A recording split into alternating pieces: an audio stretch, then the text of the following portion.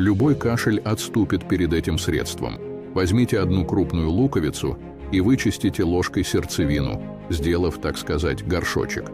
Затем мелко нарежьте 2 зубчика чеснока и поместите в нашу луковицу. Чеснок является естественным и эффективным антибиотиком при постоянных приступах кашля. Друзья, в своем закрытом телеграм-канале я публикую множество тибетских рецептов для здоровья, красоты и похудения.